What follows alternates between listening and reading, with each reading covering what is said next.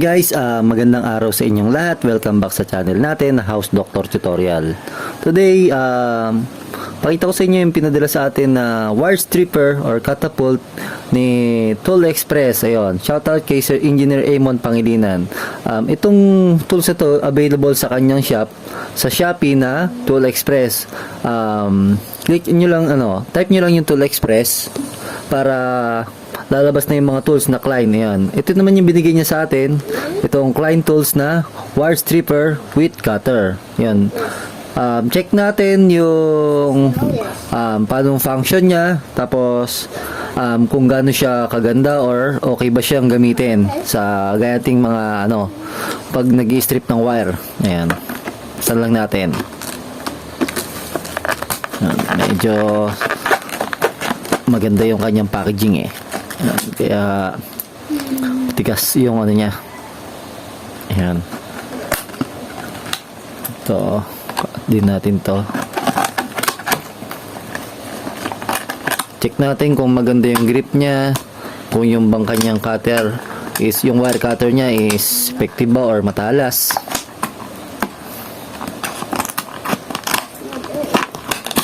Ayan. Sa atin medyo matagal. Ayan. Sabi dito, Klein Tools wire stripper yan, catapult. Yan, kaya niya na i-cut is 5.26 mm. Yun, cut ng copper only. Ibig sabihin, yan, pang copper lang siya, hindi siya pwede sa mga matitigas gaya ng pako. Yun, yung ASR, hindi rin siya pwede i-cut ng mga ganon. Talagang cut copper only. Ibig sabihin, sa wire lang siya natin i-cut or sa copper lang. Yan. Sa handle niya or sa grip niya, yan, napakaalwan niya. Kumbaga, hindi siya masakit sa kamay. Bagay na bagay sa ating mga electrician, lalo na kung wala tayong ginawa kundi mag-splice, mag-strip, mag-cut, mag-splice, mag-strip, mag-cut, mag-splice, gano'n, ulit-ulit lang. Mas convenient kung meron kayong wire stripper. Yan. Yung kaya niyang strip, guys, yun, number 10 or 5.5 mm squared, tsaka number 12 yung 3.5 mm squared, then number 14 and number 16 na number wire. Yung number 18 kaya may strip niya rin yan di sa kabilang side, then sa dulo is yung 20 or number 20. Bale, try muna natin yung kanyang wire stripper. Ito, check muna natin dito sa number 16. Yan. Yan, walang kahirap-hirap na strip ni yung number 16. Tapos number 14 or yung 2.0 mm squared. Yan. Tapat nyo lang yan. Pag i-strip nyan, tatapat nyo lang yung number nya, kung number yung babalatan nyo or i-strip nyo, guys. Yan, number 14. Ito sa inyo sa side na to. Yan, oh. Walang kahirap-hirap nya na strip, guys. Then yung 3.5 or yung number 12 mm or yung 3.5 mm squared or yung number 12. Yan. Tapat nyo lang doon sa number 12. Then, strip natin. Yan, Tapos, number 10 or yung 5.5 mm squared. Ito na yung pinakamalaki niya na kayang strip, guys. Yung 5.5 or yung number 10 na wire. Yan. Strip niya yung number 10.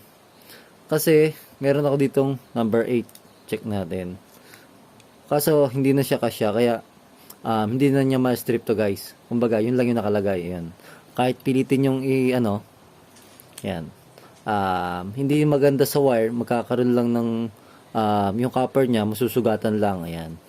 Ma-stress yung copper. Hindi na advisable. Hanggang 5.5 or number 10 na THHN wire lang yung kaya yung strip. Sa cutter naman, yun yung kaganda. Ayun, kasi merong mga wire stripper hanggang number 12 lang. Meron dyan isang wire stripper hanggang number 12 lang. Ito, advantage nito, yung 5.5 kaya pa niyang strip. Then, kung pumural naman, itong ating wire stripper, may nabibiring blade niyan. Sa Tool Express, available din yon. Napapalitan yan. Ito lang paano nyo. Yun, yung Allen wrench na yan. Luluwagan nyo lang, then napapalitan yung blade nya ng wire stripper, guys. Then ito namang check natin itong kanyang wire cutter. Dito, nakalagay sa kanya, cut copper only. Ayan, kung makikita nyo, cut copper only. Ibig sabihin, pang wire lang siya, hindi siya pwede sa mga ASR o yung matitigas, gaya, yung mga hardened nail, hindi siya pwede guys. Ayan, check natin doon sa number 16 na wire. Pasok lang natin dito. Ayan. Tapos, lusot siya dito sa kabilang side. Then, ganun lang din, para hindi tayo mag-strip. Pe-press lang natin to. Yun, no? Walang kahirap-hirap, na-cut niya. Then, sunod natin tong number 14. Yan. Yung number 14, cut din natin. Yun, no? Mabilis siyang na-cut. Yung number 12,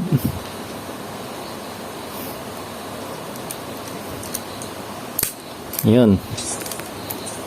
Tapos, itong number 10 or 5.5 mm squared. Actually, tingin ko hanggang number 10 nga lang talaga kasi makikita nyo yung bilog niya. Yung number 10 lang kasi yung number 8 hindi nakasya. Pero check natin kung kaya niya ikat yung number 10 mm or 5.5 mm squared. Yun, no? Nakat din niya na wala kahirap-hirap guys. Yung ating ano. Kasi yung number 8, yun, no? Hindi nakasya doon sa butas. Pero I think kaya pa niyang ikat to kasi yung pag-grip ko, hindi man lang siya nahirapan dito sa 5.5 or number 10. Kumbaga, napakabilis niyang ikat. Kaya kasi napakatalas ng kanyang cutter. Yan. Tanya. Yun, no? Sa pag-strip naman, yung 5.5,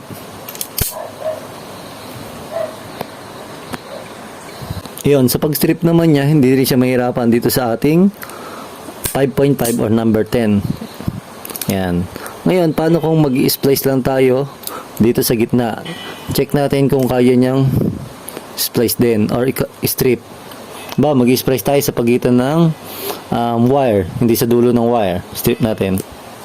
Yun, kaya niyang strip guys, oh. Walang kahirap-hirap. Yan.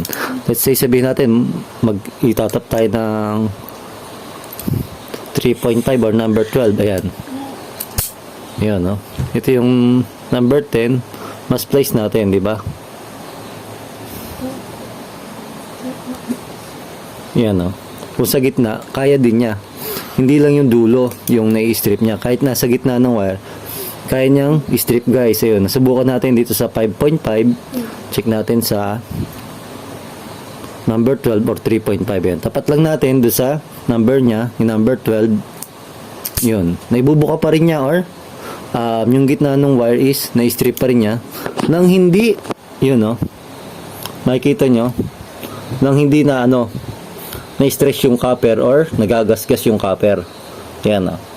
Yun yung mahalaga guys kasi mayroong wire stripper na kapag ni-strip nyo, yung isang copper niya napuputol or nasusugatan or nagagasgas, which is hindi maganda, lalo na kapag nag-splice tayo, pwede siyang mag-lose connection. Yun, sa mga gusto mag-avail ng ganitong wire stripper or catapult, lagay ko lang sa description box yung link nung shop nito sa Shopee, kung magkano siya, kung paano nyo siya ma-avail. Click nyo lang yung description, yung link doon sa description box natin guys, para ma-avail nyo yung gantong Klein wire stripper. Yan, nais ko magpasalamat sa nagpadala nito kay Engineer Amon Pangilinan sa kanyang shop na Tool Express. Yan, maraming salamat po muli sa inyong lahat. Stay safe guys, at sana nagkaroon kayo ng idea sa mga bagong electrician na other tools na naman. Yan, maraming salamat po ulit. Stay safe and God bless po.